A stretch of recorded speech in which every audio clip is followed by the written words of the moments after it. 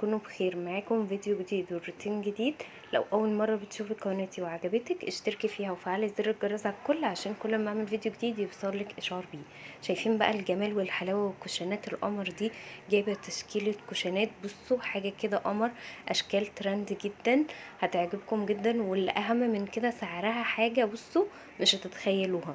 حطي لايك للفيديو وتشجعيني كده بتعليق، ويلا النهارده نشوف تنظيفة الاشكال عميقة، اللي موجوده تنظيفة معانا نهاية ونبتدي الصيف وبداية الفيديو الشتاء بتاعنا. وبداية دخول اول حاجه المدارس. كده هنمسك الاوضه كده نمرشها نخليها بتبرق. اول حاجه فكيت الستاره عشان طبعا الستاره مش هتتغسل، بس الماسوره عايزه المعها، وهعلق الستاره التانية البيضه معلقه، بس اللي هي الاشكال بتاعت ايكيا ديت المفروض في ستاره تانية بيضه وراها. زقيت الكراسي كده وهخرجهم بصوا بره الاوضه خالص. انا عايزه امسك الاوضه انضفها تنظيفه حلوه. هقولك في التنظيفه العميقه ايه اللي انت بتعمليه. اول حاجه بتمسكي الشبابيك وبتمسكي الستاير، بنبتدي من فوق لتحت، يعني بتبتدي بالستاير لو هتتغسل بتغسليها عشان تاني يوم تفرشي الاوضه، يعني تاخدي الاوضه على يومين. لو الفرشه هيتغسل سجاد ستاير بتغسليهم الاول، وتاني يوم بقى بتبتدي التنظيف بالشبابيك. طبعا لو هتصبني حاجه صبني، بس انا عشان على طول ايدي في الشبابيك وبلمع، فهم بيبقوا عليهم يعني تراب بس كده بسيط، عايزين يتنضفوا من التراب. نضفته حلو جدا من التراب. وبعد كده بتبتدي بقى تشوفي الحيطان، تبتدي تشوفي الارض، الفرش بتاع مثلا الركنه، السراير، المراتب لو عايزه تتنضف وتتعقم، المفروض ان هي بتتعقم مره كل 6 شهور.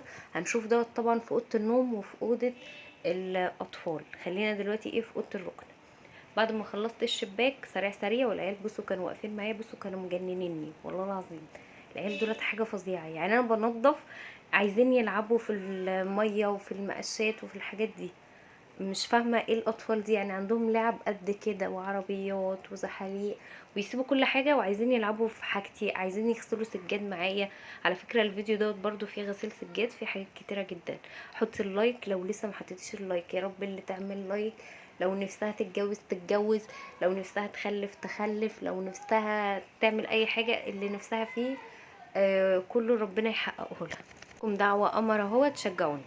بعد كده بنيجي بقى طبعا للمراوح. المراوح لازم تتنضف، لو في تكييف في الاوضه بيتنضف. شفتوا معايا احنا ابتدينا الروتينات العميقه باوضه النوم، بعدها دخلت على المطبخ، بعدها دخلت بقى على ايه، على اوضه الركن. هسيب لكم كل الفيديوهات طبعا في صندوق الوصف. فرش الركنه انا خدته غسلته من بالليل، ودلوقتي اهوت بلبسه معاكم. والسجاده طبعا غسلتها برضو من بالليل ونشفت وهتتفرش، يعني كل الاوضه حاجتها جاهزه على الفرش.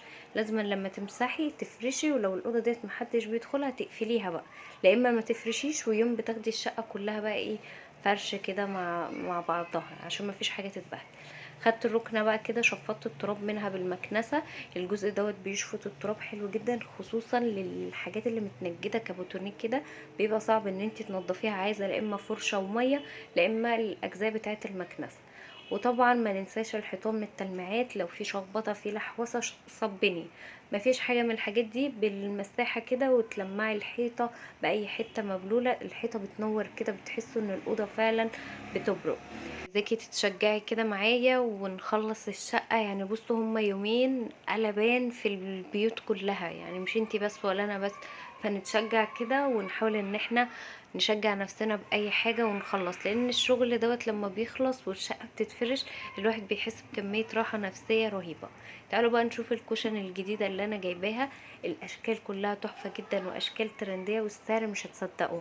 الكيس الواحد دوت ب50 جنيه، ده اقل سعر موجود في السوق. مش هتلاقوا اقل من كده. انا سألت كتير ودورت كتير، وانتوا عارفيني في الشراء يعني بصوا لازم نسأل مرة واتنين وتلاتة.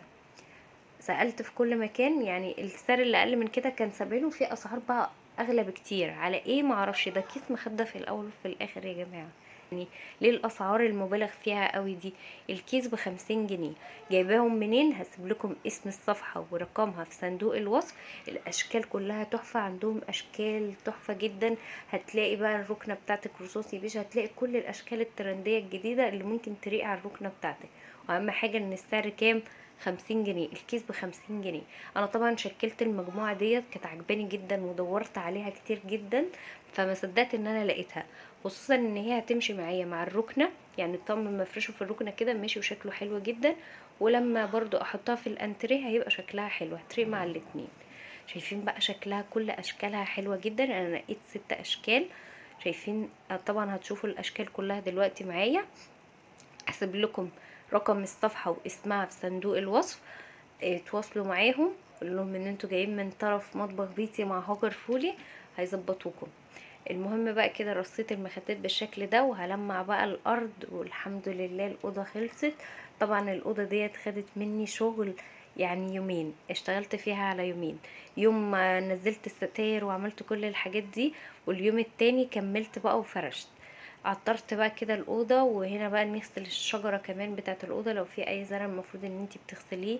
ودوت مش روتين عميق، ده المفروض ان انتي كل شهر الروتين الشهري بتغسلي الزرع اللي موجود في البيت، لان الزرع من الحاجات اللي بتتطرب بسرعه.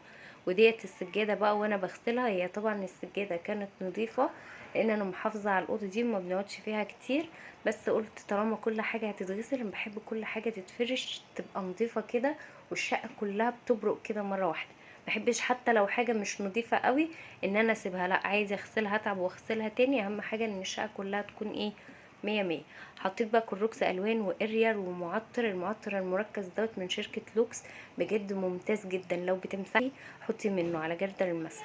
لو بتغسلي سجاد، خلى ريحه السجاده والاوضه بصوا كلها عطور ورد كده، وريحتها بجد حاجه تحفه. المهم بقى همسك السجاده كده من الخلطه دي وادعكها كويس جدا، هي نظيفه فمش هتاخد معايا وقت. وانتوا عارفين طبعا طريقتي في غسيل السجاده، اللي ما بغيرهاش. المهم بقعد ادعك فيها كده حلو، واشطف وادعك تاني، وافضل ادعك فيها لحد ما تطلعش اريال ولا اي ميه لونها مش نظيف، تبقى الميه كده نازله كانها نازله من الحنفيه. ده كان الفيديو بتاع النهاردة، يا رب يكونوا عجبكم وتكونوا كده تشجعتوا بيه. وانتم مقصرين معايا في اللايكات، حطوا لي لايكات كتيره. اقول لكم بقى ان انا شاريه مشتريات كتيره، فقلت بدل ما اصور فيديو مشتريات كل اوضه وانا بعملها، المشتريات بتاعه الاوضه ديت نصورها مع بعض. يعني الفيديو دوت كان فيه الكوشن، المطبخ هيبقى فيه مشتريات المطبخ، الانتريه فيه مشتريات الانتريه، كل فيديو هيبقى فيه مشتريات جديده. شايفين الشطف الاريال اصلا نازل نضيف من السجاده، مكانتش محتاجه ان هي تتغسل. تعالوا نشوف شكلها بقى كده وهي منشورة على الحبل. بحب انا شكل السجاد كده بعد ما بيتغسل وبيتنشر كده والشمس تحمصه، بيبقى شكله بصوا تحفة كده، تحسوا بالنظافة فعلا. رب الفيديو يكون عجبكم، انتظروني في فيديو تاني جديد.